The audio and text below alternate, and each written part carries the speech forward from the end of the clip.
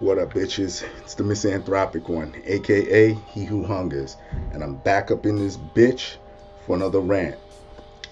Today is Nas Day. I did the Nasir album review, and I want to do another Nas related video. This has to do with these allegations that this dude is a woman abuser.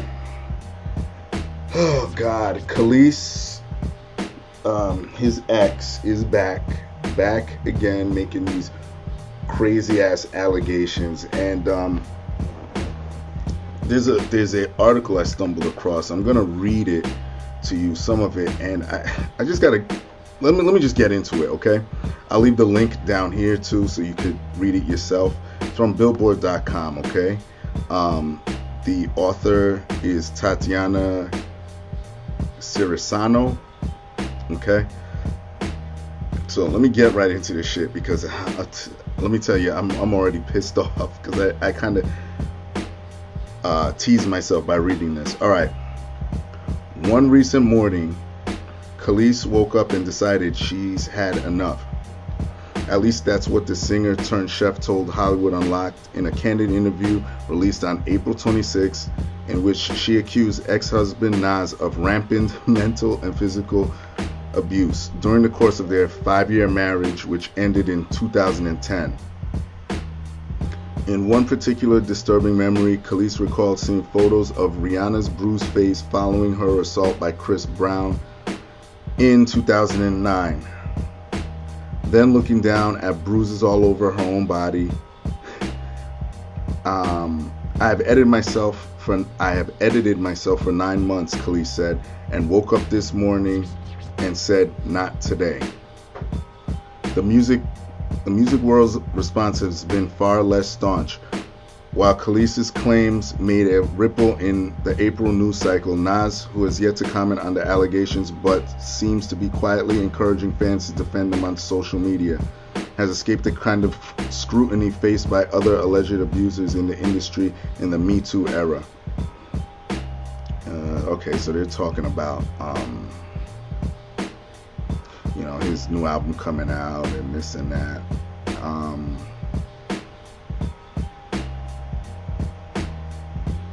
Allegations are not the first of their kind. In 2006, Nas's ex-girlfriend Carmen Bryan, with whom he shares a daughter, recalled Nas punching her in the face in a tell-all book. Yet there are some obvious, if disheartening, reasons as to why Kelis's claims did not put him in the crosshairs. For starters, a lack of major chatter around the allegations may reflect a quieter conversation around Nas in general. The now 44-year-old rapper enjoyed his golden era in the late 90s and early 2000s, and is hardly the buzziest release on the Good Music Summer rollout, which has included much hype releases from Pusha T, Kanye West, and Kid Cudi.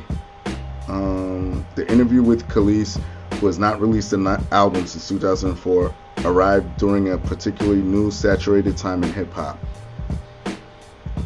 Yeah. Let's keep going.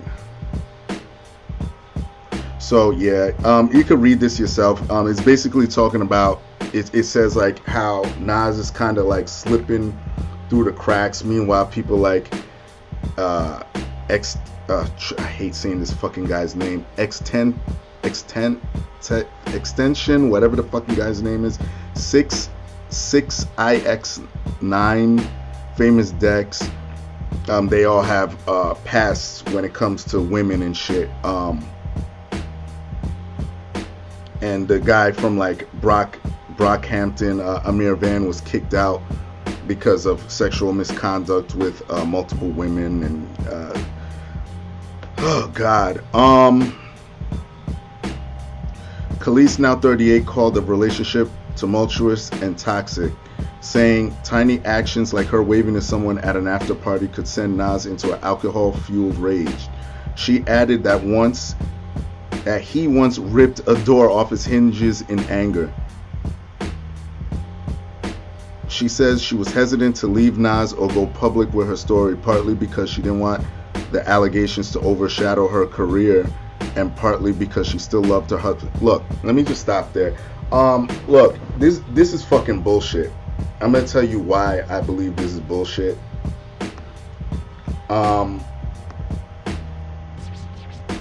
Just off the beginning of that article, it says, due to a recent, let me get that back. Let me see what it says. I don't want to misquote Tatiana's shit. One recent morning, it's 2008. That's what it says. So one recent morning, this shit, she had a 5-year relationship with Nas that ended in 2010. So since 2005, she'd been dealing with Nas up until 2010. Okay, so now it's 2018. So somewhere in between 2005, 2010, we'll just pick a year. We'll say 2008. So you waited a fucking decade to say something. This is why I can't fucking stand the Me Too movement. This is why I can't fucking stand it. And, you know, this has been going on before the Me Too movement. Listen, you women cannot sit here, wait fucking years on end, you know, after you get beat the fuck up or allegedly beat the fuck up, and then come out late. Nah, so I'm not buying that bullshit. And especially from this woman, I'm not buying it, because let me tell you something. I don't know if anybody that follows me, well, you don't even have to follow me anyway to hear about this shit. I did a video back in, I don't know, 2010, 2009, sometime around there, where Kelis was trying to up the alimony that Nas was paying because they have a kid together. I think the kid is called Knight or whatever, Knight. And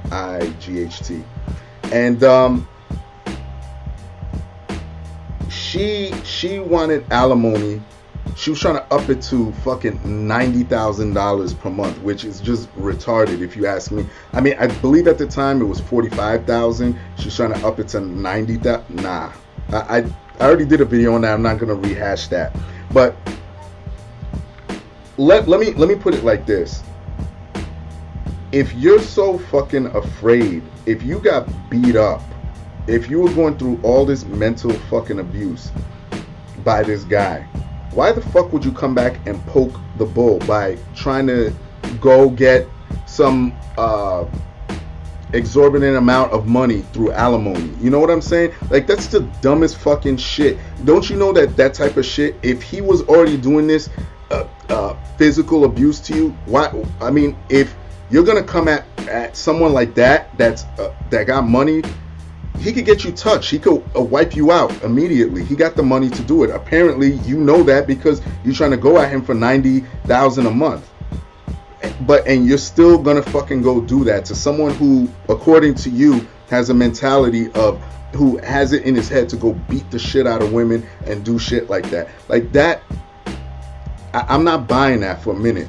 You know what? Because a real independent woman, which is what you represent, you know, you have all those women empowerment anthems and all that bullshit. This is why, again, this all correlates with the whole why I hate the Me Too movement. Look, you have a kid together, you want to go get child support. I get it. In that sense, I get it, because, you know, Nas might be out touring. As a dad, he may not always physically be there. You know, and I'm not talking about no not even $45,000 a month, because that's retarded. That don't make sense. No kid that young needs that type of money. It don't make sense. Okay, but a reasonable amount. Okay, you know, go do your thing. I'll take care of the kid. You get him when you come back, when you're off tour, whatever.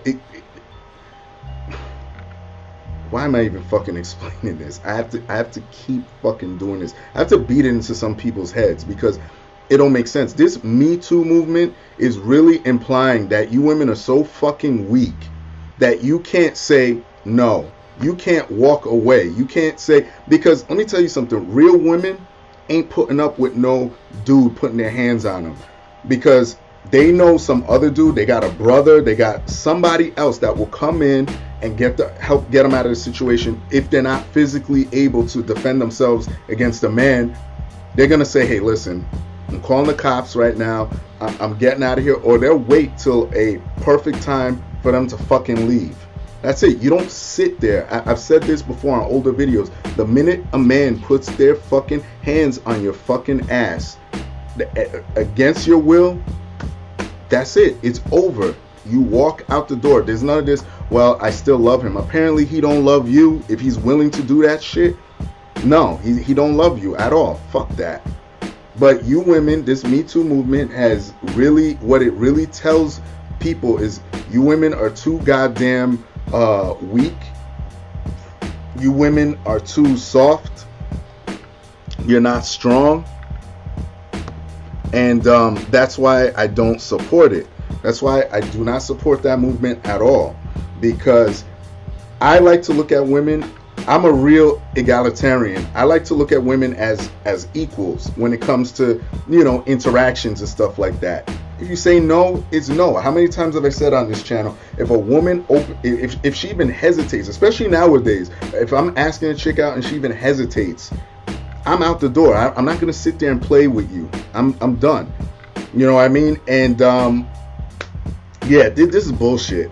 There's no way. I don't believe Nas went around and beat the shit out of this chick. Same thing with Carmen. All that shit came out years after the fact. I'm not playing these games with fucking women anymore. Especially now when you could just accuse a dude.